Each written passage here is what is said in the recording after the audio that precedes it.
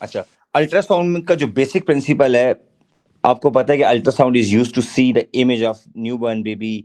किसी की किडनी में स्टोन हो जाए उसको देखना हो, इवन कोई बच्चा कोई चीज स्वेलो कर ले, कुछ चीज खा ले, या गले से उतर नीचे कुछ चीज चली गई है तो उसको चेक करना हो, कोई मेटालिक चीज है कुछ भी है तो उस सब का अल्ट्रासाउंड हमने करना होगा। ठीक है, अल्लाह ना करे किडनी स्टोन किस लेवल पे ग्रो कर गया, किडनी स्टोन, अच्छी किडनी में दर्द हुआ है, अल्ट्रासाउंड कराया, पता लगा किडनी स्टोन तो भाई 3 सेंटीमीटर थिक हो गए किडनी के अंदर। हाँ, तो ये सारी बातें अल्ट्रासाउंड। अब अल्ट्रासाउंड के 3 बेसिक पोर्शन है ना, बिफोर यू स्टडी अल्ट्रासाउंड हमने इन 3 पोर्शन पे बात करनी है। सो सबसे पहले अल्ट्रासाउंड में हम करेंगे इसकी जनरेशन, क्या चीज। सो अल्ट्रासाउंड के अंदर 3 बेसिक पोर्शन है, तो इसमें जो पहला पोर्शन है वो होगा इसकी जनरेशन। क्या होगा बच्चों? जनरेशन। अच्छा, तो फर्स्ट वन आ गया इसकी जनरेशन। अच्छा, सेकंड, सेकंड क्या होगा? सेकंड ये होगा कि अल्ट्रासाउंड की ट्रांसमिशन कैसे बॉडी के अंदर ट्रांसमिट करेंगी। ठीक है, और जो थर्ड केस होगा वो होगा इसका इमेज, इमेज। ठीक है, ये 3 इसके बेसिक कॉन्सेप्ट्स हैं जिसको हमने डिस्कस करना है। उसके बाद इंशाल्लाह आपको, आज मुझे इतना अच्छा लगा है कि एस का स्टूडेंट आता है वो कहते हैं sir I have seen your video of deformation, sir इतना क्लियर आपने समझाया deformation, I was very impressed. मुझे कहता है ना मैम सबा का बेटा आलियान। मैंने कहा अच्छा उसने एस की वीडियो देखी है कहीं ना। सर आपके लिए बड़ी तो मैंने खुशी कहा की चलो, बात होगी। हाँ अच्छी बात है, फीडबैक अच्छा आता है माशाल्लाह। पता है देखो, एक बात याद नहीं, जो यूट्यूब होता है ना, ये आपका कोई 5-6 महीने साल की गेम नहीं होती, आपको 2-3 साल कंसिस्टेंसी के साथ काम करना होता है। और मेरा प्लस पॉइंट ये कि whatever I am doing in my school academy घर online, whatever I am doing I will record, I will put it on YouTube, कोई मसला नहीं है। ठीक है, यही बेस्ट तरीका है।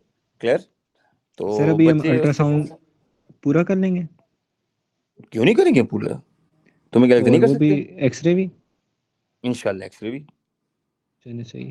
क्यों, हो जाएगा इंशाल्लाह उस्मान। ठीक है ठीक। अच्छा, एक मिनट। अच्छा, अब अल्ट्रासाउंड में हमारे पास generation, transmission and image production, image बनता कैसे है। तो सबसे पहले हम आते हैं जी अल्ट्रासाउंड की जनरेशन के ऊपर जी। क्लियर? अच्छा, अगर हम अल्ट्रासाउंड की जनरेशन की बात करें तो हमारे पास जो बेसिक कॉन्सेप्ट है वो पाइजोइलेक्ट्रिक इफेक्ट है। कौन बताएगा पाइजोइलेक्ट्रिक इफेक्ट क्या होता है? एनीबॉडी? एक क्रिस्टल होती है, शाबाश बोले उस्मान, क्या नाम होती है ये क्रिस्टल? Sir zinc. क्रिस्टल का नाम, हाँ क्रिस्टल का नाम है क्वार्ट क्रिस्टल्स। क्या नाम है? पाइजो क्वार्ट इलेक्ट्रिक इफेक्ट होता है क्वार्ट्ज क्रिस्टल में। अच्छा, ये कैसी क्रिस्टल है? ये डुअल काम करती है। अगर आप इस क्रिस्टल को कंप्रेस करें या स्ट्रेच करें तो मजे की बात ये क्रिस्टल वोल्टेज जनरेट करती है, यानी कंप्रेशन से या स्ट्रेचिंग से क्रिस्टल वोल्टेज या पोटेंशियल डिफरेंस जनरेट करती है। तो हम कहते हैं क्रिस्टल के अंदर पोटेंशियल डिफरेंस आता है, जनरेट होता है। कैसे जनरेट होता है बोले शाबाश? कंप्रेशन से मिनाइल, या फिर स्ट्रेचिंग। और हाँ, कंप्रेशन से या स्ट्रेचिंग से। ठीक है, अच्छा अब एक बात जी। बताएं, जिन लोगों ने केमिस्ट्री पढ़ी है उनको ये बात पता होगी कि अगर इस मॉलिक्यूल की शेप को गौर से देखें ना, सिलिकॉन को, तो इसका ऑक्सीजन के साथ ये बॉन्ड होता है। अब मिनाइल सिग्मा पाई बॉन्डिंग में नहीं आ रहा मैं, ठीक है, सिलिकॉन +4 है, ऑक्सीजन -2 है। ठीक है, तो ऐसा ही O2 का बॉन्ड बेसिकली इस तरह से अरेंज होता है, इसमें सिलिकॉन पार्शियल पॉजिटिव है और ऑक्सीजन पार्शियल नेगेटिव है। जब आप लोग इसको साइड से कंप्रेशन लगाएं, यहां से ऐसे ये स्ट्रेचिंग करें, तो होता ये है कि एक साइड पे सिलिकॉन के आइटम्स आ जाते हैं और एक साइड पे उसके आइटम्स आ जाते हैं ऑक्सीजन के। लाइक आप इस पिक्चर में देखें ना, अब यहाँ पे पूरी जो टॉप लेयर है ये क्या बन गई है? पॉजिटिव, यानी सिलिकॉन ओवरऑल, और यहाँ पे क्या आ रहा है? नेगेटिव। आई समझ? इसी तरह अगर हम इसको कंप्रेशन दें, अब टॉप लेयर क्या आ गई है? नेगेटिव, और नीचे क्या आ गया? पॉजिटिव। इसका मतलब ये अगर आप मिनाइल बार बार इस क्रिस्टल को कंप्रेस स्ट्रेच करें तो कभी ऊपर पॉजिटिव आएगा, नीचे नेगेटिव आएगा, फिर नीचे पॉजिटिव आएगा, ऊपर नेगेटिव आएगा। इसका मतलब है अल्टरनेटिंग वोल्टेज जनरेट हो जाएगी। क्या होगी? अल्टरनेट वोल्टेज जनरेट होगी। अब इस कॉन्सेप्ट को पाइजो इलेक्ट्रिक इफेक्ट कहते हैं। पाइजो इलेक्ट्रिक इफेक्ट का मतलब ये है कि once a child is going to apply compression और tension on a quartz crystal, the silicon atoms and oxygen atom rearrange themselves to produce some voltage, AC voltage. Sir अब जी बोलो उस्मान। ये क्वार्ट क्रिस्टल्स किस मटेरियल के बने होते हैं? Silicon और ऑक्सीजन के। अच्छा ठीक। जी, सिलिकॉन और ऑक्सीजन बेसिक बॉन्डिंग है ये इनके अंदर ना। ये नेचुरल होते हैं या खुद बनाते हैं? क्वार्ट्ज क्रिस्टल्स नहीं, SiO2 तो बेसिकली SiO2 जो है ना, अब मुझे ज्यादा डिटेल में केमिस्ट्री नहीं आती, लेकिन मेरे ख्याल से जो सैंड होती है ना, सैंड रेत जो होती है, ठीक है, जी वो भी क्वार्ट्ज क्रिस्टल, हाँ वो भी SiO2 है, लेकिन उसमें क्रिस्टलाइन फॉर्म में नहीं होता, उसके थ्रू बनाते हैं क्वार्ट्ज क्रिस्टल्स। ठीक ठीक। ठीक है। अच्छा, अब इसका रिवर्स काम करते हैं। अब मिनाइल कहेगी सर अगर कंप्रेशन और टेंशन से वोल्टेज आ सकती है तो मैं रिवर्स काम क्यों ना करूं, मैं अगर क्रिस्टल को वोल्टेज दे दूं फिर क्या होगा। अब ये कॉन्सेप्ट है, अगर उस्मान हम इसको वोल्टेज अप्लाई कर दें, क्या करें, वोल्टेज अप्लाई करें वोल्टेज क्रिस्टल को, तो क्रिस्टल ऑसिलेट करेगी, क्या करेगी, स्ट्रेच और क्रिस्टल कंप्रेस कंप्रेस, होगी बार बार। हाँ स्ट्रेच और कंप्रेस होगी, ऑसिलेट करेगी, और करते करते फ्रीक्वेंसी अगर मिनाइल इंक्रीज करती जाए, एक टाइम आएगा कि अल्ट्रासाउंड वेव प्रोड्यूस होना स्टार्ट हो जाएंगी। मतलब इसमें नूर, इसमें ना कॉन्सेप्ट में आपने करना ये है कि आपने वोल्टेज सप्लाई करनी है किसको, सर एसी वोल्टेज वोल्टेज कितनी, होगी। गुड, आपने एसी वोल्टेज देनी है किसको, क्रिस्टल को, क्वार्ट्ज क्रिस्टल्स को। तो क्रिस्टल क्या करेगी, वाइब्रेट करना स्टार्ट कर देगी, स्ट्रेच करेगी और कंप्रेस करेगी। अब इससे जो एयर के अंदर कंप्रेशन और रिफ्लेक्शन प्रोड्यूस होंगे ना एयर के अंदर, क्योंकि स्पीकर, जब आपने देखा होगा उस्मान ने गाड़ी में स्पीकर यूज करता होगा, स्पीकर जब मजे से वाइब्रेट करता है तो साउंड प्रोड्यूस होता है, एयर के अंदर कंप्रेशन और रिफ्लेक्शन आते हैं। इसका मतलब है क्रिस्टल सर भी जब बार बार अगर हम इसको डीसी वोल्टेज दें तो या तो ये कंप्रेस होगा या स्ट्रेच होगा ना, तो मतलब इसमें ऑसिलेट नहीं हाँ करेगा। वेरी गुड, ऑसिलेट नहीं करेगा, यू आर राइट। अच्छा तो हमें ये तीन जो येलो वाले पॉइंट है बड़े इंपॉर्टेंट है। क्वार्ट्ज क्रिस्टल्स को हम एसी वोल्टेज देंगे, वो क्रिस्टल वाइब्रेट करेगी, ऑसिलेट करेगी, जिसकी वजह से फ्रीक्वेंसी 20,000 हर्ट्ज को क्रॉस कर जाएगी और अल्ट्रासाउंड बनेगी। क्या बनेगी, अल्ट्रासाउंड। अल्ट्रासाउंड। ठीक है। सो मिनाइल मेन कॉन्सेप्ट बताओ क्या होगा, शाबाश, हम क्या चीज देंगे। हम इसको एसी करंट देंगे, वोल्टेज। अच्छा और फिर उससे जो है क्वार्ट क्रिस्टल वाइब्रेट करेगा, कंप्रेशन होगी और स्ट्रेच होगा, जिसकी वजह से ठीक हो गया, फ्रीक्वेंसी 22 नहीं, हाँ 2000 हर्ट्ज, तो फिर 20,000 हर्ट्ज। 20,000। ठीक है, हम वेरी गुड, हम एसी वोल्टेज देंगे। उस्मान आप बोलो किसको देंगे AC voltage. Sir quartz crystals को। क्वार्ट्ज क्रिस्टल को, वेरी गुड। फिर क्या होगा, अल्ट्रा फिर सर ऑसिलेट करेंगे क्रिस्टल, क्रिस्टल और जब हम ऑसिलेट करेगी, फ्रीक्वेंसी ज़्यादा करेंगे, इतना करंट ज़्यादा करेंगे कि जब 20,000 हर्ट्ज को जो है वो फ्रीक्वेंसी क्रॉस कर जाएगी तो अल्ट्रासाउंड वेव जनरेट हो जाएगी। Very good. 20,000 हर्ट्ज से ज्यादा जब होंगी तो नूर हम उसको क्या बोलेंगे, अल्ट्रा साउंड। अच्छा, अल्ट्रासोनिक नहीं कह देना, अच्छा अल्ट्रासाउंड वेव। अब मुझे आप सच बताएंगे, आपको ये जनरेशन ऑफ अल्ट्रासाउंड समझ आ गए। जी सर। वेरी गुड, पहली बात क्लियर होगी ना। यस। अब हम आते हैं जी अगली बात इसकी ट्रांसमिशन के ऊपर, पहले हम डिस्कस करते हैं इसकी समरी यहाँ पे लिखेंगे, ठीक है, सही हो गया। और उसके बाद हम इमेज प्रोडक्शन डिस्कस करेंगे, फिर उसकी समरी यहाँ पे लिखेंगे। अच्छा, अब हम आते हैं जी ट्रांसमिशन के ऊपर। जनरेशन डन हो गया, ट्रांसमिशन के लिए अब अल्ट्रासाउंड का एक मसला है। अल्ट्रासाउंड हमारी स्किन में डायरेक्ट पेनिट्रेट नहीं करती, क्यों उस्मान। सर क्योंकि वो एयर।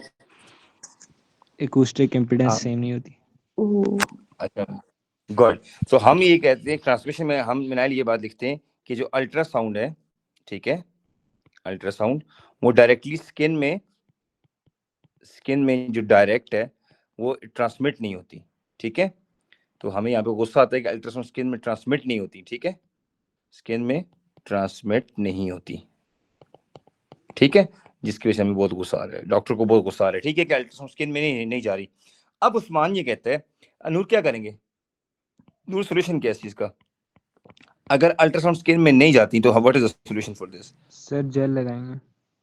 अच्छा, हमने क्लास में एक डेमो किया था, नूर जरा बताएं क्या किया था हमने, फाइज है ये, शाबाश बताएं, ठीक है, नूर बताएं हमने क्या किया था। सर उसके एब्डोमेन का जेल के बगैर करने की ट्राई की थी, अल्ट्रासाउंड ये फाइज है जनरेट ना, सही हो गया, ये फाइज है। अच्छा ठीक है। सर इससे अच्छी ड्राइंग हनान कर ले। अच्छा सही है, ठीक है। ये फाइज ने अपने सर पे हाथ रखे हुए ना वो गुस्से में, ठीक है। अच्छा अब हमने क्या किया, वो जो ट्रांसड्यूसर था वो ट्रांसड्यूसर फाइज की इधर बॉडी पे रख दिया इधर ऐसे, ठीक है मिनाइल, क्लियर। अच्छा अब मुझे बताएं, इस ट्रांसड्यूसर से अल्ट्रासाउंड ट्रांसड्यूसर यानी ये वो चीज है जिससे अल्ट्रासाउंड प्रोड्यूस हो रही है, क्लियर। अब मुझे बताएं क्या ये अल्ट्रासाउंड पल्सेस डायरेक्ट फाइज की स्किन में चली जाएंगी? नहीं जाएंगी। नूर ने तो नूर क्या करेंगे? जेल लगाएंगे जिसकी अच्छा डेंसिटी स्किन से सेम होगी। अच्छा, फ्रेश नूर ने जैसे। कहा जी जेल को अप्लाई कर देंगे, लेकिन मुझे बताएं जेल की क्या चीज ऐसी है जो स्किन के आइडेंटिकल है, यानी यहाँ पे हम जेल लगा देंगे जहाँ पे मैं सपोज कर ये रेड कलर की जेल मैं लगा रहा हूँ यहाँ पे, ठीक है। ये मिनाइल मैंने जेल लगा दी है देखो, ठीक है, ये ठीक है, ये जेल होगी। ठीक अब है। जेल की क्या चीज सेम है? सर जेड की डेंसिटी। वैल्यू। जेल का जो स्पेसिफिक इक्वेस्टिक और क्या नाम है इम्पीडेंस। अच्छा स्पेसिफिक इक्वेस्टिक इम्पीडेंस जो जेल का है वो एग्जैक्टली सेम है, क्या है? सेम है स्किन के इक्वेस्टिक इम्पीडेंस से। हम उसको जेल को इस तरह से डिजाइन करते हैं कि जेल का जो इक्वेस्टिक इम्पीडेंस है और स्किन का जो फिर इक्वेस्टिक वो इम्पीडेंस होता है उस अब बताता हूँ, अभी आता हूँ। उस्मान बताएं जी, इक्वेस्टिक इम्पीडेंस क्या चीज होती है, इसको कैसे फाइंड करते हैं उस्मान, आप बोलो। उस्मान स्पेसिफिक इक्वेस्टिक इम्पीडेंस का क्या फॉर्मूला है? नूर ट्राई करो, क्या इक्वेशन इक्वेस्टिक इम्पीडेंस की? Z इज इक्वल टू शाबाश डेंसिटी टाइम्स C। चलो कौन बताएगा जी इक्वेस्टिक इम्पीडेंस Z इन दो का प्रोडक्ट है, what is rho and what is C? Anyone? Usman, Noor? C speed. हाँ, C is the speed of sound in a medium, speed of sound in that medium, good। और रो क्या है? Density of the medium. Very good, density of the medium हो गया, ठीक हो गया। अच्छा ये दो बातें आपको पता चल गई। Z कहते हैं स्पेसिफिक इक्वेस्टिक इम्पीडेंस, ठीक है, और इसकी यूनिट है रॉयल, RAYL, इस तरह कुछ नाम है इसका, ठीक है। अगर ऐसे यूनिट पे आती है तो किलोग्राम पर मीटर क्यूब इंटू मीटर पर सेकेंड, तो ये बन जाएगी किलोग्राम M-2S-1। ये हमारे पास Z की SI बेस यूनिट है। उस्मान आवाज आ रही है? जी सर आ रही। ओके अब मुझे बताएं मिनाइल कि जेल को इस तरह से डिजाइन करते हैं कि जेल की जो इक्वेस्टिक इम्पीडेंस की वैल्यू है और जो स्किन का इक्वेस्टिक इम्पीडेंस है वो सेम हो जाए। तो जेल बनाते वक्त ना जो डॉक्टर्स होते हैं या जो भी रेडियोलॉजिस्ट जो भी होते हैं वो जेल को इस तरह से डिजाइन करते हैं, उसकी डेंसिटी उसकी थिकनेस ऐसे रखते हैं कि जेल एग्जैक्टली स्किन की तरह का मटेरियल बन जाती है, ठीक है। लेकिन जेल जरा थोड़ी सॉफ्ट होती है ना, तो जैसे स्किन के ऊपर आप जेल लगाते हैं, अब स्किन के ऊपर जेल हमने अप्लाई कर दी, रेड वाली जेल है। अब हमने ट्रांसड्यूसर को दोबारा छोड़ा अब इस ट्रांसड्यूसर से जो अल्ट्रासाउंडिक वेव बनेगी, ये वाली वेव्स, ठीक है। अब ये वेव ऐसे लगेगा कि ये डायरेक्ट ट्रांसड्यूसर से निकल के जेल में गई हैं और जेल से डायरेक्ट स्किन में चली गई हैं। अब बीच में एयर नहीं है, एयर वाली बाउंड्री हमने खत्म कर दी है, क्योंकि जेल लगाने के बाद ट्रांसड्यूसर को हम थोड़ा सा दबाते हैं ना तो वो जो आपके पास जेल होती है वो ट्रांसड्यूसर के अंदर तक पेनिट्रेट कर जाती है। तो अल्ट्रासाउंड वेव्स को ये फील ही नहीं होता कि फाइज की बॉडी और जो अल्ट्रासाउंड मशीन है उसके बीच में एयर है। ट्रांसड्यूसर को ये लगता है, मशीन को ये लगता है कि हम डायरेक्ट जेल में चली गई हैं और जेल से डायरेक्ट स्किन में, तो जेल और स्किन का जी मैच करता है ऑलमोस्ट। तो हम एक काम करते हैं, सर इसके क्योंकि जेड को हम एयर कर देते हैं रिफ्लेक्ट कर जाता है ना Z2, यस, और इसके जेड को हम कर देते हैं Z1। तो हम क्या करते हैं, जेल के Z को Z1 कर देते हैं और स्किन के Z को Z2 कर देते हैं। अब अगर हमें Z2 और Z1 नियरली इक्वल हो मिनाइल, जितने क्लोज होंगे उतनी ट्रांसमिशन होगी। जितना Z1 और Z2 में डिफरेंस। जी जी सर अभी क्वेश्चन आया था ना कि इसी पेपर में कि by reference to an ultrasound wave explain what is meant by specific acoustic impedance, 2 marks का। ये ना गुड, ये ना specific acoustic impedance is the product of density of the medium and the speed of sound in that medium। बस हाँ बिल्कुल ठीक है, सही। ठीक है। अच्छा अब बच्चों आपको बताऊंगा कि Z1 और Z2 का रोल क्या है अल्ट्रासाउंड की ट्रांसमिशन में। आपने 2 बातें याद रखनी है यहाँ पे। पहली बात आपने याद रखनी है कि अगर तो Z1 की वैल्यू और Z2 की वैल्यू में अगर हम देखें, अगर ये इन दोनों में डिफरेंस हुआ, Z1 वो मटेरियल है जहां से अल्ट्रासाउंड आ रही है और Z2 वो मटेरियल जिसके अंदर अल्ट्रासाउंड जा रही है। सपोज करें पहले विदाउट जेल Z1 था एयर का और Z2 था स्किन का। अब उस्मान इनमें डिफरेंस जो था that is very very large, जिसकी वजह से क्या होगी, मैक्सिमम रिफ्लेक्शन होगी। क्या होगी थी? मैक्सिमम रिफ्लेक्शन हो रही थी। फाइज की बॉडी में ये अल्ट्रासाउंड ट्रांसमिट नहीं कर रही थी। ठीक है। अब उस्मान ने कहा यार इसका सोल्यूशन निकालते हैं कि ये अल्ट्रासाउंड वेव स्किन के अंदर ट्रांसमिट करें। उस्मान ने क्या किया, फिर जेल डिजाइन कराई डॉक्टर से। अब डॉक्टर ने जब जेल लगाई फाइज की बॉडी पे, दोबारा से जब अल्ट्रासाउंड मशीन रखी, अब Z1 जेल का और Z2 स्किन का, उनमें डिफरेंस बहुत माइन्यूट हो गया। क्या हो गया? बहुत माइन्यूट हो गया। तो यहाँ पे मैं लिखता हूं कि अगर Z1 और Z, 10%। हाँ बताता हूँ ना, ठहरें। तो मैं लिखता हूँ अगर Z1 वर्सेस Z2, ठीक है। अब मैं कहता हूँ ये है स्किन और ये है हमारे पास जेल। अगर ये difference is very very small, क्या if difference very very small, तो फिर हमारे पास ट्रांसमिशन के चांसेस बहुत ज्यादा हैं। लेकिन ट्रांसमिशन सिर्फ Z1 Z2 का डिफरेंस डिसाइड नहीं करेगा, उसके लिए एक टर्म आएगी। उस टर्म का नाम है, क्या है उस्मान, क्या नाम है उस टर्म का, बोले? अल्फा। क्या चीज? अल्फा। मिनाइल ये थोड़ा सा डिफरेंट कंटेंट है, को फर्स्ट टाइम डिफरेंट लगेगा। अब मिनाइल ने कैसे डिसाइड करना है? नाउ क्वेश्चन इज दैट मिनाइल ये डिसाइड करना चाह रही है सर हमें कैसे पता लगेगा कि अल्ट्रासाउंड ट्रांसमिट कर रही है या फिर रिफ्लेक्ट कर रही हैं, या कितने परसेंट ट्रांसमिट कर रही हैं और कितने परसेंट रिफ्लेक्ट कर रही हैं। मिनाइल को ये बात नहीं पता, तो मिनाइल ने यहाँ पे ट्रांसमिशन की परसेंटेज भी क्वेश्चन मार्क कर दिया और रिफ्लेक्शन की परसेंटेज भी क्वेश्चन मार्क कर दिया। अब Minail is wanted to learn a skill कि सर एग्जाम में how we get to know कि अल्ट्रासाउंड कितने परसेंट ट्रांसमिट करेंगे, कितने परसेंट रिफ्लेक्ट करेंगे। तो अब उसके लिए हम एक काम करेंगे। क्या करेंगे? एक काम करें, जरा गौर से देखना। सबसे पहले हम एक काम करते हैं, वी अज्यूम कि हमारे पास ये स्किन है। एक मिनट बच्चों, ये देखते हैं गौर से। अच्छा उस्मान, इस टॉपिक में हम जल्दी नहीं जा सकते प्लीज। लेट्स सपोज हमारे पास ये बायर एयर है और ये स्किन है फाइज की, ठीक है। अब मुझे बताएं एयर की वैल्यू को Z1 बोलेंगे और स्किन की वैल्यू को Z2 बोलेंगे। एक केस ये हो गया, इसको हम कहते हैं केस नंबर ए। ये हमारा केस नंबर ए हो गया। क्लियर? अच्छा केस बी है कि अब अंदर वही हमारे पास स्किन है, लेकिन बाहर हम जेल लगा देते हैं। क्या लगाते हैं उस्मान? उस्मान क्या करते हैं, यहाँ पे जेल लगा देते हैं। ये जेल है, ठीक है। ये आ गई जेल और ये आ गई स्किन। अब वंस अगेन जेल का Z1 है और स्किन का Z2 है। अब मुझे बताएं दोनों केस में अल्ट्रासाउंड वेव यहाँ से अंदर ट्रांसमिट होने की कोशिश कर रही है, इधर से भी और इधर से भी। बताएं किस केस में ट्रांसमिट होंगी? फर्स्ट डायग्राम में, सेकंड में, केस बी में। मिनाइल डन? केस बी में क्यों होंगी मिनाइल, आप बोले शाबाश। बिकॉज क्यों लगता है?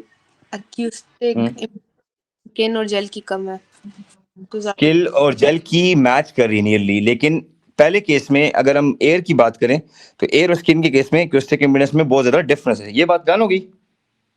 अच्छा अब उस्मान एक फॉर्मूला बताएगा। सोचो उस्मान क्या फॉर्मूला था जिससे हमने डिसाइड करना है। अब फॉर्मूला ये है, बोलो उस्मान। Z1 minus Z2 नहीं Z2 माइनस Z1 का square whole square divided by Z1 plus Z2 Z2 whole square। Z2 plus Z1 का होल स्क्वायर। कोशिश करनी नूर Z2 पहले रखना है। अच्छा अच्छा मिनाइल, इस वैल्यू से हमारे पास एक चीज आएगी जिसको हम कहते हैं अल्फा। क्या कहते हैं? यानी जैसे ही मिनाइल को Z1 की वैल्यू और Z2 की वैल्यू पता चल जाए तो Z2 की वैल्यू होगी ρ2 इंटू C2 और Z1 की वैल्यू होगी ρ1 इंटू C1। मिनाइल ने क्या किया, इन दो वैल्यू से, इससे एक वैल्यू ये होगी और एक वैल्यू ये होगी, इन दोनों से Z1 और Z2 निकाल लिया, क्योंकि जाहिर है एयर की अपनी डेंसिटी है, स्किन की अपनी डेंसिटी है, एयर की अपनी स्पीड है और स्किन की अपनी स्पीड है। जैसे ही मिनाइल ने ये दोनों आंसर्स निकाल लिए तो मिनाइल ने वो दोनों आंसर्स इस इक्वेशन में पुट कर दिए, एक ये वाला भी और एक ये वाला भी। अच्छा, अब जब ये दोनों आंसर्स इस इक्वेशन में पुट किए उसके बाद नूर मिनाइल को क्या मिलेगा, यहां से किसका आंसर मिलेगा, अल्फा का। अल्फा का आंसर। ठीक है, अब मुझे बताएं उस्मान, यहां से भी अल्फा का आंसर मिलेगा और दोबारा जब ये सेम फार्मूला अगर इधर अप्लाई करती है, ये सेम फार्मूला अगर इधर अप्लाई करती है तो फिर दोबारा अल्फा मिलेगा। ये देखो, ये सेम फार्मूला अगर हम इधर अप्लाई करते हैं इधर, ठीक है, क्लियर हो गया उस्मान, इधर भी अल्फा का आंसर मिलेगा। अब बताएं अल्फा का आंसर किस डायग्राम में आपको लगता है, किस पिक्चर में, ए में या बी में, किस में लगता है अल्फा की वैल्यू लार्ज आएगी, किस में स्मॉल आएगी? सर ए में लार्ज आएगी। चलें समझाएं नूर उस्मान मिनाइल को ये बात कन्विंस करें कि ए पे लार्ज आएगी या बी पे लार्ज आएगी। ए में ज्यादा रिफ्लेक्शन होगी और अल्फा हमें बताती है कितने परसेंट नहीं मैथ्स बताए ना, मैथ्स कैसे बताते हैं कि ए में सर लार्ज जब आएगी या Z2 की वैल्यू जो है इसमें ज्यादा होगी तो ऊपर वाला, लेकिन Z2 माइनस Z1 है ना। गुड, हाँ सही कह रहे हाँ, हो तो उस्मान, जब सही कह रहे हो। ऊपर वाली वैल्यू बड़ी आएगी तो ज़ाहिर है उसने ओवरऑल भी नीचे जब डिवाइड करके उसने बड़ा ही आना है, और जब ये दूसरी वाली में दोनों की ऊपर वाली वैल्यू यानी जो न्यूमरेटर है वो छोटा आएगा। ठीक है, अच्छा मिनाइल उस्मान ये कह रहे हैं, जरा गौर से अल्फा की फार्मूले को देखो, ऊपर Z2 माइनस Z1 आता है और नीचे Z2 प्लस Z1 आता है। तो अगर Z2 और Z1 में डिफरेंस ज्यादा होगा तो अल्फा का आंसर ग्रेटर नहीं आएगा। हाँ। देखो, तो यहां पे मैं कहता हूं अल्फा की वैल्यू आएगी वेरी लार्ज, क्या आएगी, वेरी लार्ज। लेकिन मजे की बात ये, वेरी लार्ज फ्रैक्शन आएगी, कभी भी अल्फा की वैल्यू 1 से ग्रेटर नहीं हो सकती, वेरी लार्ज फ्रैक्शन आएगी। लेकिन यहां पे हम करेंगे तो वेरी स्मॉल रिफ्लेक्शन आएगी, सॉरी फ्रैक्शन आएगी। ठीक है, रेशो को फ्रैक्शन कह रहा हूं इस वक्त। अच्छा, तो यहाँ पे आंसर अल्फा का वेरी स्मॉल आएगा, तो मैं यहाँ पे लिख देता हूँ, यहाँ पे आंसर वेरी वेरी स्मॉल आएगा। एक मिनट, ठीक है, और यहाँ पे आंसर थोड़ा सा लार्ज आएगा। लार्ज का मतलब 1 से ग्रेटर नहीं है। सपोज करें मिनाइल कहती है यहाँ पे आंसर आ गया सर 0.9 और यहाँ पे आंसर आ गया 0.1। चलो नूर आप समझाएं 0.1 का मतलब क्या है और 0.9 का मीनिंग क्या है? 0.9 मतलब 90% रिफ्लेक्शन हो रही है एक तरह से, और 0.1 का मतलब है कि सिर्फ 10% रिफ्लेक्शन हो रही है ultrasound waves. Very well done. Usman आप बताओ पहली 0.9 में कितने परसेंट ट्रांसमिशन हो रही है? 10%। Very good sir 10%। ठीक है नूर, ठीक है आप उस्मान हो, मुझे पता चल गया। 90% यहाँ पे रिफ्लेक्शन हो रही है और 10% ट्रांसमिशन हो रही है। जरा मिनाइल गौर से देखना, ये सही कह रहे हैं, नूर उस्मान सही कह रहे हैं कि अल्फा की जितनी वैल्यू है ना उसको कहते हैं इंटेंसिटी रिफ्लेक्शन कोफिशिएंट। तो अल्फा अल्फा कहते हैं बेसिकली इंटेंसिटी रिफ्लेक्शन कोफिशिएंट को कहते हैं, इंटेंसिटी रिफ्लेक्शन, ठीक है, कोफिशिएंट। सो जितनी लार्ज वैल्यू आएगी मिनाइल अल्फा की उतना ज्यादा हमारे पास रिफ्लेक्शन होगी।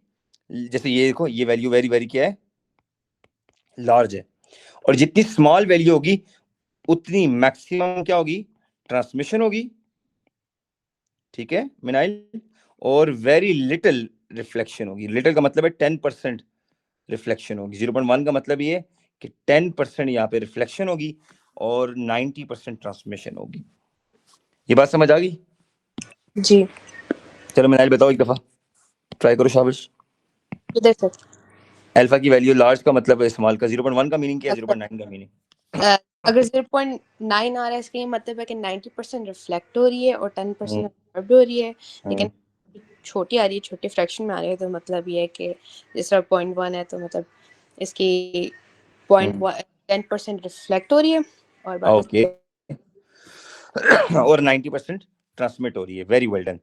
अच्छा, इसका मतलब ये है कि उस्मान को जब Z1 और Z2 की वैल्यू पता चल गई, उन वैल्यूज को पुट करके अल्फा निकाल लेगा और अल्फा निकाल के Usman would be in a decision power कि हाँ सर रिफ्लेक्शन कितनी हो रही है और ट्रांसमिशन कितनी हो रही है।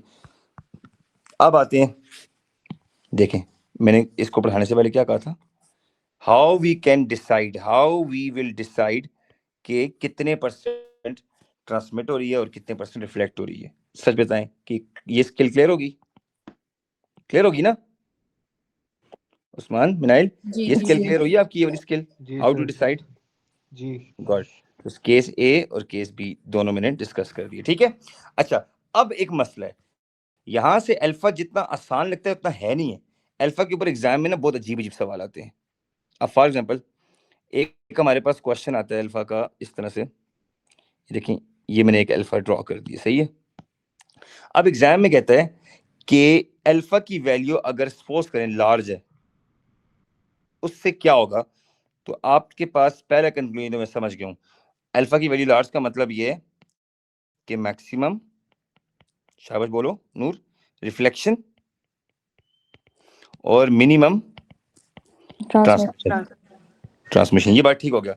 लेकिन जब अल्फा की वैल्यू लार्ज आएगी तो alpha is the ratio of two things, intensity reflected over incident, ये, और अल्फा इनवर्स प्रोपोर्शन है intensity transmitted over incident. Means कि अगर मिनाइल कहती है कि अल्फा का आंसर वेरी वेरी लार्ज है तो ये वाली वैल्यू भी लार्ज हो जाएगी। ये वाली वैल्यू क्या हो जाएगी? लार्ज हो जाएगी, ठीक है उस्मान। लेकिन ये वाली जो वैल्यू है ये स्मॉल हो जाएगी। ये क्या हो जाएगी? ठीक है, स्मॉल हो जाएगी। यानी जितना अल्फा लार्ज होगा उतना ये वाली वैल्यू लार्ज होगी, ये वाली, लेकिन ये वाली वैल्यू स्मॉल हो जाएगी। अच्छा, अब आप कहेंगे सर ये तीन, पहली बात तो आप समझ गए बड़े आराम से, ये आप समझ गए, ये भी आप समझ गए, रिफ्लेक्शन लार्ज होगी, लास्ट बात आप भी समझे। अब उसके लिए मैं आपको एक छोटी सी बात बताता हूँ, लुक एट दिस। ये देखें, सपोज करें ये अल्ट्रासाउंड वेव आ रही है, इसकी इंटेंसिटी को हम कहते हैं आई, सही है। इसमें से उस्मान कहते हैं सर ये रिफ्लेक्ट होगी है, इसकी इंटेंसिटी को कहते हैं आई आर, और नूर कहते हैं सर ये ट्रांसमिट होगी है, इसकी इंटेंसिटी को कहते हैं आई टी, सही है। अब मुझे बताएं अगर अल्फा की वैल्यू है 0.9, एग्जाम्पल दे रहा हूं, अब बताएं कितने परसेंट ट्रांसमिशन हुई है? 10%। 10%। इसका मतलब है यहाँ पे नूर कह रही है 10% है, तो मुझे बताएं इनिशियल इंटेंसिटी कितनी थी? 100। तो इसका मतलब है ये आंसर वेरी स्मॉल आ गया ना, यहाँ से क्या आ गया? वेरी स्मॉल, 10 आ रहा है आंसर, 10%। लेकिन लुक एट दिस मिनाइल, यहाँ पे अगर आप लगाओ रिफ्लेक्टेड, तो उस्मान कितने परसेंट रिफ्लेक्ट हुई है अगर अल्फा 0.9 हो? सर अल्फा 0.9 का 90%। 90%, माशाल्लाह, वेरी गुड। मिनाइल देखना, अब सर उस्मान को पता चल गया 90%, एक मिनट उस्मान, मिनाइल को पता लग गया 90% रिफ्लेक्ट हुई है। अब मिनाइल यहाँ पे रेड स्टार में लगा रहा हूँ, यहाँ पे क्या लगेगा? 90 लगेगा ना स्टार की जगह, जी जी नीचे 100 लगेगा। अब बताओ 90/100 आंसर ज्यादा है ये 10/100? इन दोनों को कंप्लीट करते हैं आपस में, 90/100। तो इससे प्रूव हो गया कि अल्फा आई आर और आई की रेशियो के डायरेक्टली प्रोपोर्शनल है, और alpha I T transmitted intensity और मेन इंटेंसिटी के इनवर्सली प्रोपोर्शनल है। तो अल्फा सेकंड वाले बॉक्स के डायरेक्टली प्रोपोर्शनल है। तो यहाँ पे मैं लिख भी देता हूँ उस्मान, एक मिनट फिर आपकी बात सुनता हूँ। यहाँ पे डायरेक्ट प्रोपोर्शन है अल्फा, और यहाँ पे इस जगह पे इनवर्सली प्रोपोर्शनल है। जी उस्मान, आप बोलो। जी उस्मान। सर ये इसी पेपर में एक क्वेश्चन था कि स्टेट हाउ द रेशो, ये इंसिडेंट ऑफ रिफ्लेक्टेड यानी और इंसिडेंट और नीचे जी original incident depends on the relative magnitudes of Z1 and Z2। Good बच्चों, यानी वो कैसे सवाल, डिपेंड? गुड। उस्मान ये कहते हैं कि ये जो अल्फा है जिसको इंटेंसिटी रिफ्लेक्शन कोफिशिएंट है, ये किस तरह Z1 और Z2 की मैग्नीट्यूड पे डिपेंड कर रही है। आप एग्जामिनर को बोलेंगे कि Z1 और Z2 में जितना डिफरेंस होगा, ठीक है, उतना अल्फा की वैल्यू ग्रेटर होगी। ये फॉर्मूला लिख देंगे ग्रीन वाला, Z2 - Z1 का होल स्क्वायर लिख देंगे, 1 मार्क जी आपको मिल जाए। अब आप सपोज करें अगर ratio, alpha is basically ratio, मैंने क्या बोला है? Alpha is intensity Ratio. Reflection coefficient है ना, बिल्कुल, तो इसको हम रेशो बोलते हैं बेसिकली, ठीक है, रिफ्लेक्टेड और मेन इंटेंसिटी की रेशो है। अब जैसे ही हमारे पास ये रेशो ज्यादा होगी अल्फा की, उस्मान ये किसी का साउंड रिफ्लेक्ट कर रहा है, तुम अपना देखो हैंड फ्री यूज कर रहे हो, हाँ जी सर। उस्मान हैंड फ्री उतार दो, हैंड फ्री उतार दो, हैंड फ्री के बगैर पढ़ो, थैंक यू। अच्छा मैं ये कह रहा हूँ अल्फा, आपको एग्जामिनर ने सवाल पूछा मिनाइल, हाउ Z1 एंड Z2 की वैल्यू अल्फा को अफेक्ट करती हैं और इससे हमें कैसे पता लगता है कि ट्रांसमिशन कितनी है ना, तो पहला मार्क हो जाएगा, उस्मान कहेगा Z1 और Z2 का ये फार्मूला है जो अल्फा से लिंक कर रहा है, ठीक है, इस फार्मूले को लिखने के एक मार्क है कि इससे अल्फा पे क्या इंपैक्ट पड़ेगा। दूसरा मार्क ये है कि अगर अल्फा की वैल्यू वेरी लार्ज है, अब हम इस पे आ जाते हैं, अगर अल्फा की वैल्यू वेरी क्या है, लार्ज है, तो इसका मतलब है रिफ्लेक्टेड और इंसिडेंट इंटेंसिटी की रेशियो लार्ज है, ये अगर ये लार्ज है अल्फा तो ये लार्ज है, ठीक है, जब ये लार्ज है इसका मतलब ये कि मैक्सिमम रिफ्लेक्शन है और लिटिल ट्रांसमिशन है, ये बात उस्मान करेगा, इसको तीनों मार्क मिल जाएंगे, ठीक है, यानी अल्फा की रेशियो लार्ज हुई इसका मतलब है कि Z1 और Z2 में बहुत डिफरेंस है। अब जब अल्फा की रेशियो लार्ज होगी बच्चों, तो IR/I का आंसर लार्ज हो जाएगा, जब ये लार्ज हो जाएगा तो इसका मतलब है IT और I का आंसर स्मॉल हो जाएगा। सिंपल सी बात है, रिफ्लेक्टेड इंटेंसिटी की रेशियो लार्ज हो जाएगी, ट्रांसमिटेड इंटेंसिटी की रेशियो स्मॉल हो जाएगी। सो अल्फा दो चीजों को इंपैक्ट कर रहे हैं यहाँ पे, सेकंड बॉक्स रिफ्लेक्टेड इंटेंसिटी की रेशियो है, थर्ड बॉक्स ट्रांसमिटेड इंटेंसिटी की रेशियो है। सेकंड बॉक्स के अल्फा डायरेक्टली प्रोपोर्शनल है और थर्ड वाले के इनवर्सली प्रोपोर्शनल है। तो उस्मान अगर कहता है कि अल्फा की वैल्यू वेरी लार्ज आती है, मतलब 0.9 आ जाती है, इसका मतलब है ratio of reflected intensity would be large but the ratio of transmitted intensity would be small. ये मतलब उस्मान ये कह रहा है कि मैक्सिमम रिफ्लेक्शन हो रही है और मिनिमम ट्रांसमिशन हो रही है अगर अल्फा की वैल्यू 0.9 है, लार्ज है, ठीक है। अब उस्मान इसका आंसर पढ़ोगे ना तुम्हें मिल जाएगा। चलिए मैं आपका क्वेश्चन लेता हूँ अल्फा के ऊपर, शाबाश बोले।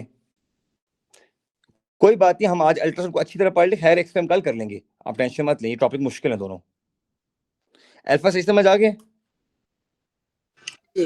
जी सर। पूर्व मिनाइल अपने क्वेश्चन बचे, अल्फा से रिलेटेड कोई भी सवाल है?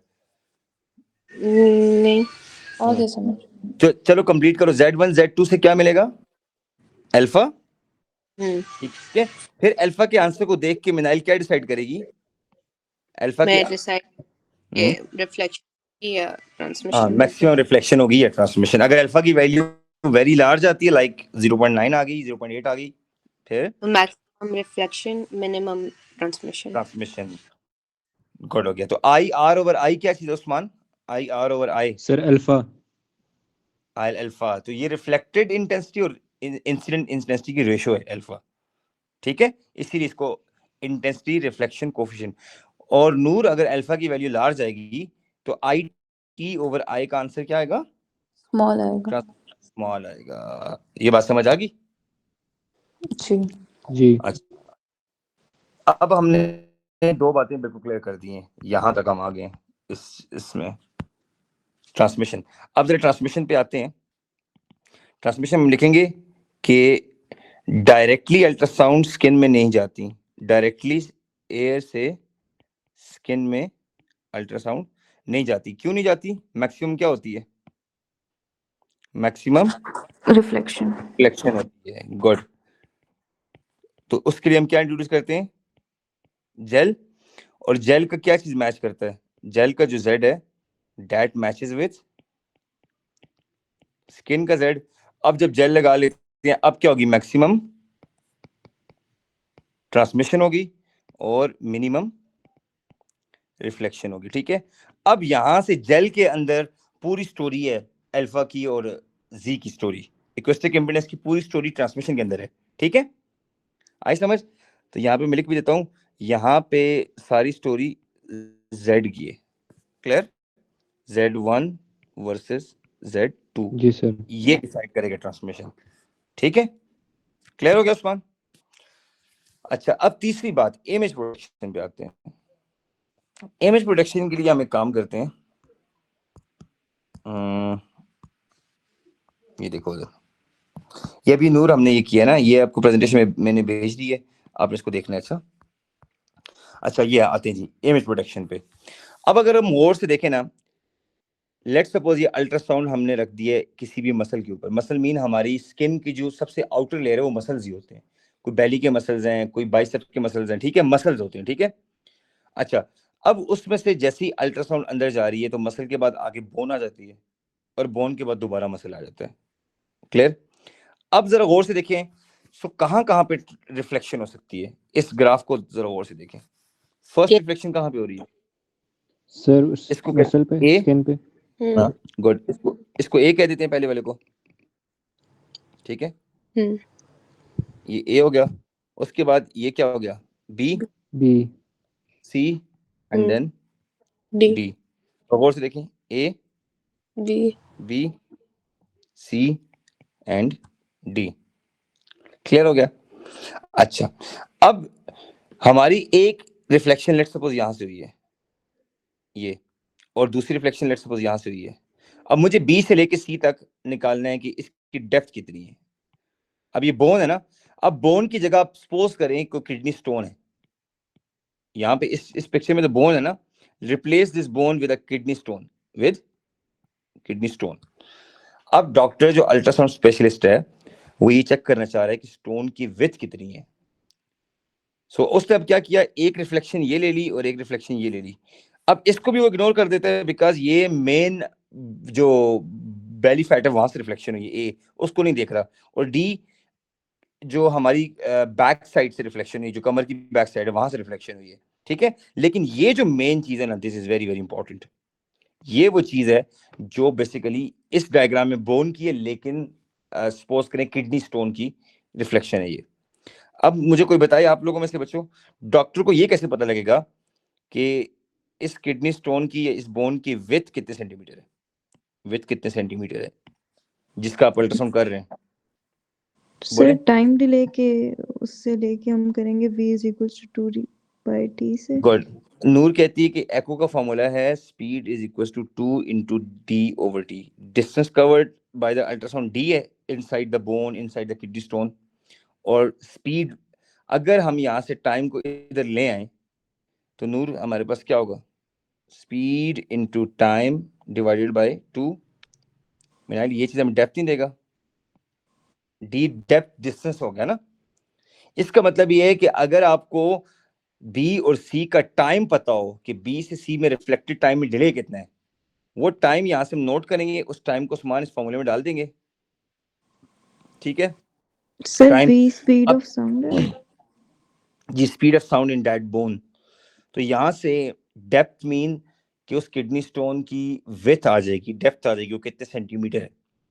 तो जरा इसके लिए एक चीज देखें, यहाँ पे एक एक पॉइंट आप सबने पढ़ना है। चलो पहला पॉइंट मिनाइल पढ़ेगी, मिनाइल पढ़ो फर्स्ट पॉइंट, मिनाइल फर्स्ट पॉइंट पढ़ो। Transducer is placed in contact with skin and a gel acting as a coupling medium. Coupling में ट्रांसड्यूसर को लगाया है स्किन के साथ, लेकिन बीच में जेल रखना है, ठीक है, डन हो गया। आगे नूर आप पढ़े। Pulses of ultrasound are directed into the body. हाँ, अल्ट्रासाउंड की पल्सेस बॉडी में भेज दी हैं। Okay Usman, next. The wave is reflected at boundary between tissues. अच्छा, मतलब ये कि जगह जगह पे बॉडी के अंदर डिफरेंट टिश्यूज हैं, वहां से वेव रिफ्लेक्ट होगी। Okay Minail, next. The reflected pulses is detected and processed. अच्छा, reflected pulse is detected and processed, यानी जो रिफ्लेक्टेड पल्स है उसको हम डिटेक्ट करके प्रोसेस करते हैं, ठीक है। आगे नूर। The time for return of echo gives information on depth. Very very important, ये पेपर में क्वेश्चन आता है कि आपको कैसे पता लगता है कि how to find the depth of the kidney stone, how to find newborn baby जो है उसकी विड्थ कितनी है, हाउ टू फाइंड कोई बोन या कोई मसल है उसकी विड्थ कितनी है। तो यहाँ पे कितना जबरदस्त लिखा है, time for the return of echo gives information about the depth. यानी अगर ज्यादा लेट रिफ्लेक्शन होगी बिटवीन टू बाउंड्रीज तो वो विड्थ ज्यादा है, किडनी स्टोन ज्यादा है, बेबी का साइज ज्यादा है, 7 मंथ का बेबी है, 8 मंथ का बेबी है। लेकिन अगर जल्दी रिफ्लेक्ट होकर वापस आ रही है बेबी की दोनों बाउंड्री से। ये देखें, यहाँ पे मैं एक छोटी सी चीज बनाता हूँ आपके लिए। ये देखें, अब लेट्स सपोज ये बेबी का हेड है, ठीक है। अब मुझे बताएं, एक बेबी का हेड ऐसे है, सही है। ओहो, तो बड़ा मसला है। इधर देखें, एक बेबी का हेड ऐसे और एक बेबी का हेड ऐसे, ठीक है। ये ए है और ये बी है। मुझे बताएं, यहां से रिफ्लेक्ट होके एक वेव आ रही है और दूसरी वेव यहां से रिफ्लेक्ट होके वापस आ रही है। किस केस में ए और बी में टाइम टेकन मोर होगा रिफ्लेक्टेड इंटेंसिटीज के बीच में? सर ए सर में टाइम डिले ज्यादा होगा। ए में टाइम डिले ज्यादा होगा। मैंने ऐसे ही होगा ना। जी इसका मतलब है अगर ए का हम ग्राफ बनाएं लेट्स सपोज, तो वो कुछ ऐसे बनेगा, लेकिन अगर हम बी का ग्राफ बनाएं तो वो कुछ इस तरह का बनेगा, ठीक है। ये देखो, लेकिन ए का देखो, तो इसका मतलब ए में टाइम टेकन बहुत ज्यादा होगा। इसका मतलब जितना ज्यादा टाइम टेकन होगा उतना ज्यादा हमारे पास क्या होगी, उस बेबी का विड्थ होगा, साइज होगी, डेप्थ होगी, ठीक है। उतनी डेप्थ होगी, आई समझ? उतनी ज्यादा एज होगी सर। हाँ, उतनी ज्यादा उसकी एज होगी। क्लियर? अब समझ आ गई इस बात की? सो हमने ये चारों पॉइंट क्लियर कर दिए। Time taken for the return of the echo gives information about the depth of the baby, ठीक है, कि यानी वो बेबी कितने सेंटीमीटर है। तो अब जो अल्ट्रासाउंड स्पेशलिस्ट डॉक्टर होती है ना, उसको पता होता है कि अगर बेबी एवरेज इतने सेंटीमीटर है तो वो इतने मंथ का है, इतने सेंटीमीटर उतने मंथ का है, तो वो centimetre of the baby versus age of the baby, इस पे रेशो लगा देती है, ठीक है। समझ आ गई है ना? लेट्स सपोज अगर 2 सेंटीमीटर का बेबी, एग्जांपल दे रहा हूँ, और ये 4 मंथ्स का है, तो 4 सेंटीमीटर का बेबी 8 मंथ्स का हो जाएगा। अब समझ आ रही है? इस तरह से रेशियो लगा के तो अल्ट्रासाउंड डॉक्टर जो होती है वो स्पेशलिस्ट बता देती है। लेकिन अब इसमें 2 स्कैन है। अब मुझे बताएं 2 स्कैन कौन से हैं? एक स्कैन ए और एक स्कैन बी है। चलें नूर, ये आप स्कैन ए जरा पढ़ें। ये बोला, Scan A measures distance of different boundaries from transducer held in one position graphically. यानी एक ही पोजीशन पे अल्ट्रासाउंड अगर हम रखें और वो सिर्फ बाउंड्रीज की डेप्थ बताएगी, यानी जहां से रिफ्लेक्शन हो रही है कि वो कितने सेंटीमीटर है। सिंपल सी बात ये है कि जो जेंडर डिसाइड नहीं करता वो स्कैन ए है। सिर्फ जो ये बताता है कि बेबी कितने मंथ का है, किडनी स्टोन की विड्थ इतनी है, ये स्कैन ए है। लेकिन अगर आपने बेबी की जेंडर देखनी है तो फिर हमारे पास स्कैन बी होगा। मिनाइल पढ़ो, स्कैन बी क्या चीज है यहाँ पे? repeat scan A from multiple angles to form 2D image. Good. So हमने क्लास में फाइज को खड़ा करके ना, मैंने जगह जगह पे उसकी बॉडी पे ट्रांसड्यूसर लगाया था डिफरेंट एंगल से। फाइज हंस भी रहा था इस बात पे, ठीक है। तो अब अगर मल्टीपल एंगल से स्कैन ए को रिपीट करेंगे तो स्कैन बी आ जाएगा। तो scan B basically is the repeated scan A from multiple angles, and the computer program क्या करेगा, उन मल्टीपल इमेजेस को कंबाइन करके एक 3D इमेज क्रिएट कर देगा। वो 3 डायमेंशनल इमेज जो होगा, ठीक है, हमारे पास 3 तो नहीं होगा, 2 डायमेंशनल होगा, लेकिन ये कि वो बेसिकली हमें बता देगा इंफॉर्मेशन अबाउट द जेंडर। वो स्मोकी सा इमेज आएगा कि बेबी बॉय या बेबी गर्ल है। अच्छा, आई समझ? ये देखो, अब ये देखो ट्रांसड्यूसर को मूव करें तो पूरी बॉडी के ऊपर जगह जगह, ठीक है। तो देखें ये डिफरेंट डॉट्स हैं जहाँ पे हम स्कैन कर रहे हैं। क्लियर? ये ऑर्गन है। ऑर्गन का मतलब है कि ऑर्गन, बेबी, किडनी स्टोन, कुछ भी हो सकता है, ठीक है यहाँ पे। क्लियर? तो जब स्कैन बी का डिस्प्ले आएगा तो इस तरह का डिस्प्ले बनेगा। तो डिफरेंट डॉट्स होंगे, कंप्यूटर प्रोग्राम क्या करेगा, उन डॉट्स को, पल्सेस को जोड़ेगा, जोड़ने के बाद उस ऑर्गन को एग्जामिन करेगा, तो हमें इन डेप्थ इंफॉर्मेशन मिल जाएगी स्कैन बी की। आई समझ? लेकिन स्कैन ए देखो, स्कैन ए सिर्फ ये बताता है कि 2 बाउंड्रीज का रिफ्लेक्टेड टाइम कितना लगा है। उससे हम ये फॉर्मूला यूज करके, ये फॉर्मूला, तो हम डेप्थ निकाल लेते हैं, ठीक है। स्कैन ए सिर्फ ये काम करता है, डेप्थ बताता है। क्या बताता है? डेप्थ। लेकिन स्कैन बी जब मल्टीपल एंगल से रिपीट करेंगे तो वो हमें जेंडर भी बता देगा, या उस ऑर्गन को ज्यादा डिटेल में मॉनिटर हम कर सकते हैं। क्लियर हो गया? समझ आ गई? अब एक और इंपॉर्टेंट बात अल्ट्रासाउंड में, जिस मशीन से अल्ट्रासाउंड ट्रांसमिट होती है उसी से रिसीव क्यों होती है? एग्जामिनर क्वेश्चन ये पूछता है, अल्ट्रासाउंड जिस मशीन से ट्रांसमिट होती है उसी से रिसीव क्यों होती है?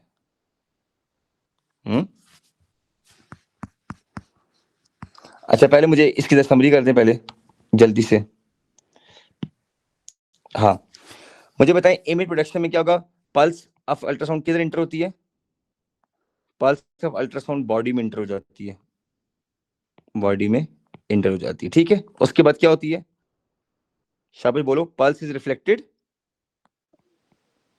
फ्रॉम ऑर्गन, ऑर्गन्स बाउंड्रीज, क्या चीज? ठीक है। और रिफ्लेक्टेड पल्स में क्या नोट करते हैं? Time time delay. डिले। क्या?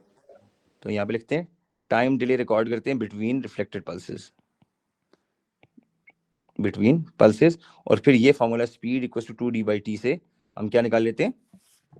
डेप्थ। क्या निकाल लेते हैं? डेप्थ। डेप्थ। आगे समझ?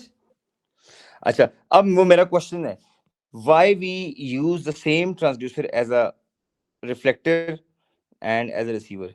तो सेम ट्रांसड्यूसर ही रिफ्लेक्टर या रिसीवर क्यों होता है, बताएं।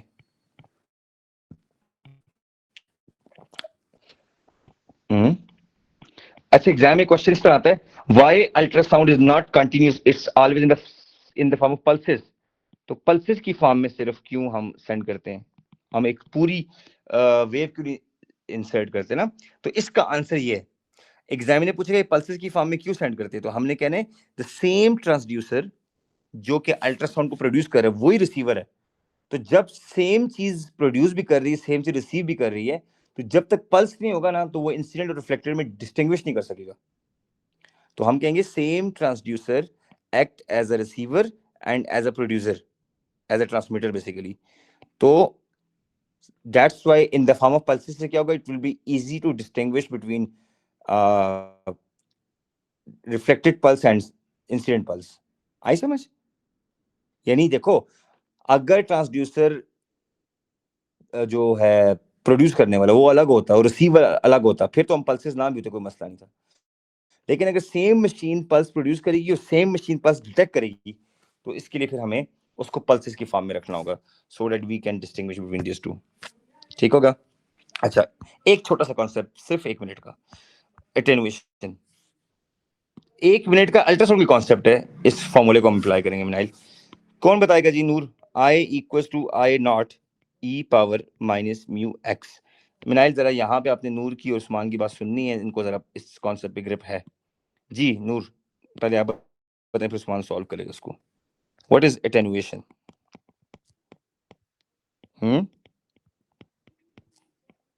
ट्राई करो। नूर, क्या होता है एटेन्युएशन? हेलो उस्मान, जी सर। आवाज आ रही? एटेन्युएशन क्या होता है? I equal to I not e power minus mu x. बोलो। अगर हमारे पास ये है एक बाउंड्री है, ठीक है उस्मान, बताओ शाबाश। यहाँ से आई आ रहे, फिर सर ऐसे ही ये आई नॉट आ गया, देन सर What? ये gradual loss of power. Good. Attenuation कहते हैं gradual loss of loss power, of intensity amplitude. Power, amplitude, intensity. Minail कोई भी चीज, कोई भी वेव जब किसी मीडियम के अंदर जाती है ना, तो जो ग्रेजुअल लॉस ऑफ पावर होता है, इंटेंसिटी होता है, एम्पलीट्यूड होता है, विद थिकनेस। क्या? With thickness. जैसे जैसे मटेरियल के अंदर वेव जाती है ना, तो उसकी जो इंटेंसिटी है, जो पावर है, जो एम्पलीट्यूड है, वो लॉस होता है। That is known as attenuation. चलो अब उस्मान बताओ, ये आई नॉट क्या चीज है? सर ये जो इंटेंसिटी आ रही है पीछे से। Initial intensity. सपोज करें उस्मान कहते हैं वेव है सर जिसकी इंटेंसिटी है 250 वॉट पर मीटर स्क्वायर। ठीक है नूर? मिनाइल ठीक हो गया? सिर्फ 2 मिनट रह गए। अच्छा, अब ये टोटल एक्स की वैल्यू है, एग्जाम्पल तो 5 सेंटीमीटर, और ये एक बोन है। अब उस बोन का म्यू अपना होता है, फ्लैश का अपना है, कैपिलरीज का अपना है, हर मिडिल का म्यू अपना है। सपोज करें बोन का म्यू है 2.5 पर सेंटीमीटर, ये म्यू की यूनिट है। What is mu? नूर बताएं, म्यू क्या चीज होती है? Linear absorption. उस्मान क्या नाम है? Linear absorption coefficient. क्या नाम है? Coefficient. Linear absorption coefficient. Minail आपने परेशान नहीं होना, लेसन रिकॉर्ड हो रहा है, अगर कोई चीज समझ नहीं आती बार बार देखना, ठीक है? क्लियर हो गया? अच्छा, म्यू कहते हैं लीनियर एब्जॉर्प्शन कोफिशिएंट और लीनियर एटेन्युएशन कोफिशिएंट। ये बोन का अपना है, फ्लैश का अपना है, हर चीज का ये अपना होता है, ठीक है? मटेरियल का। अब उस्मान ने ये देखना है कि लेट्स सपोज अल्ट्रासाउंड इस मीडियम के अंदर चली गई है 5 सेंटीमीटर, लेकिन उस्मान के एग्जाम में क्वेश्चन आया कि आप बताएं उस्मान कि 3 सेंटीमीटर के डेप्थ के ऊपर जाके इंटेंसिटी की वैल्यू उस्मान से अगर एग्जामिनर पूछ लेता है तो उस्मान कैसे सॉल्व करेगा? म्यू की वैल्यू गिवन है, लुक एट दिस, ये गिवन है, और 3 सेंटीमीटर के ऊपर जाके 250 वॉट्स के बजाय कितनी इंटेंसिटी रह गई है? चलो लेट्स सॉल्व इट। आई की वैल्यू मिसिंग है, ठीक है उस्मान आगे, आई नॉट, नूर बोले, आई नॉट 250 आ गया, ई पावर माइनस म्यू की वैल्यू गिवन है 2.5 हो गया, और इनटू एक्स, एक्स की वैल्यू कितनी है 3 सेंटीमीटर, 3, सही है मिनाइल, मैंने वैल्यू पुट कर दी ना। अब मिनाइल कैलकुलेटर पे चेक करो, ये बटन होगा ई पावर वाला, कैलकुलेटर पे लॉग, जहां पे लॉग का बटन है ना LN नेचुरल लॉग जहां पे लिखे है वहां पे बटन होगा ई पावर वाला। ये उस्मान अलग से है, देखो नहीं उसके साथ उसके साथ है। अच्छा अब इसको सॉल्व करूं जरा मिनाइल, 250 इंटू ई पावर दबाओ तो आपका कैलकुलेटर पावर में ब्लिंक करना स्टार्ट कर देगा इस तरह। सर ये ये तो सारी बहुत पावर, छोटी वैल्यू आ रही है। ओहो छोटी नहीं आएगी, तुम इसको तो पुट करो, मैं बताता हूँ ना, चलें करें। सर आंसर आ रहा है 0.14। अच्छा मैंने म्यू की वैल्यू शायद बहुत वो ली है ना, कम ली है, क्लियर। चलो म्यू की वैल्यू जो भी आ रहा आंसर आप निकालें ना, बनता क्या है 250 इंटू ई पावर माइनस 2.5 इंटू 0.14 बन रहा है। इस ई पावर माइनस का आंसर, नहीं टोटल आंसर जो है। पूरा अच्छा टोटल पर आंसर 0.14 बन रहा है, सही हो गया। इसका मतलब ये है कि अगर टोटल आंसर 0.14 बन रहा है, इसका मतलब ये है कि 0.14 वॉट पर मीटर स्क्वायर ये इंटेंसिटी रह गई है आफ्टर दिस, इस जगह पे, यानी 250 वॉट्स में से ड्रॉप होते होते होते होते एंड में 0.14 वॉट पर मीटर स्क्वायर रह गई है। आई समझ?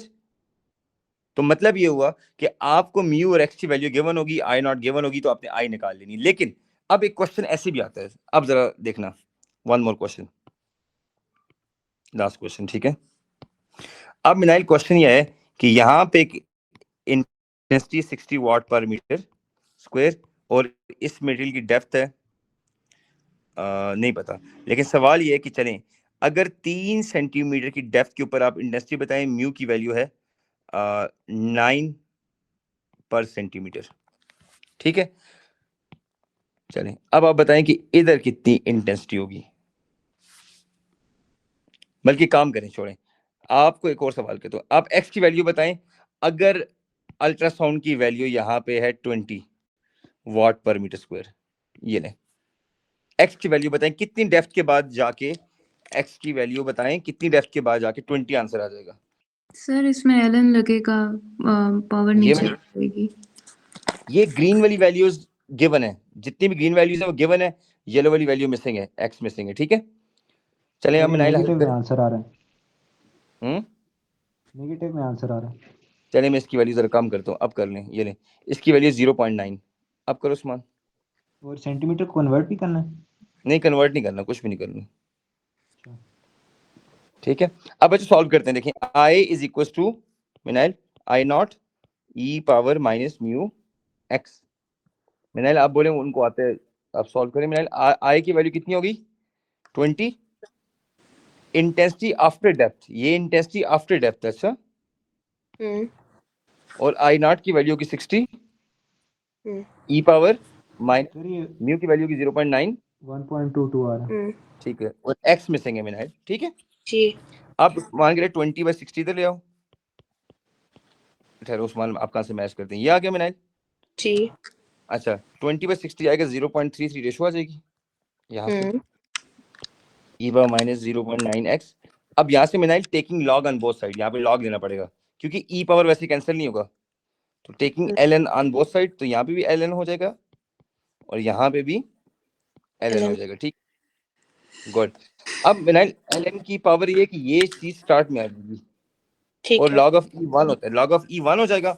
पावर रूल देखो मिनाइल यहाँ पे एक रूल लगाए लॉग का, लॉग का रूल ये है कि लॉग a पावर b हो तो ये b into log of a हो जाएगा, ये रूल है, ठीक है। जी लॉग a पावर b हो तो b स्टार्ट में आ जाएगी, लॉग ऑफ a हो जाएगा, ठीक है, ठीक है। सही हो गया। तो मैंने इस रूल के अकॉर्डिंग क्या किया, 0.9 x को और नेगेटिव साइन को स्टार्ट में ले आया हूं और log ऑफ e को ऐसे लिख दिया, तो log ऑफ e नूर क्या होगा, 1 1 होता है। 1, log ऑफ e हमेशा 1 होगा। अब यहाँ पे वैल्यू आ जाएगी नेगेटिव, उस्मान क्या वैल्यू आएगी log of 0.33, sir final value 1.22 आ जाएगी। फाइनल नहीं ना, 0.33 करो, log ऑफ 0.33 करो, जरा मैं नाइल को समझा रहा हूँ। सर ये नेगेटिव कुछ आता है पता नहीं। नेगेटिव 1.11। अच्छा तो यहाँ पे आएगा 1.11, तो ये हम्म। नेगेटिव कैंसिल हो गया, जी तो बस मैं अब आपका answer equals to 1.22। 1.11 over 0.9 equals to x आ जाएगा, ठीक है। ठीक सर है। 1.22। ये x की वैल्यू 1.22 आ गई। मैंने एक दफा आपके लिए सॉल्व किया कि आपको फियर ना रहे कि हाउ टू सॉल्व दिस। मैंने एक ठीक। इसमें मैंने x निकालना था, मैंने x निकाल दिए, और ऊपर वाला जो क्वेश्चन था इसमें मैंने i निकालना था, i निकाल दिए, तो दोनों सिनेरियोज मैंने आपको करवा दिए, ठीक है। ठीक। सो बच्चों ये था हमारा अल्ट्रासाउंड, हमने माशाल्लाह अल्ट्रासाउंड पूरा कर दिया। आई होप उस्मान आपको अच्छे समझ आया, ठीक है। सो अब साथ अगर क्लास ले लेता तो उसके लिए जी बेहतर सर। होता, क्योंकि कुछ बच्चों का टेम्परामेंट नहीं होता कि आप यूट्यूब पे जाके देख सकें, सही है। कुछ बच्चे होते हैं स्मार्ट, जैसे हनिया हो गई, नूर हो गई, वो लोग कर लेते हैं यूट्यूब पे देख के, लेकिन कुछ बच्चे नहीं कर सकते। सर वो घर आया था आपके कौन साथ? साथ? हाँ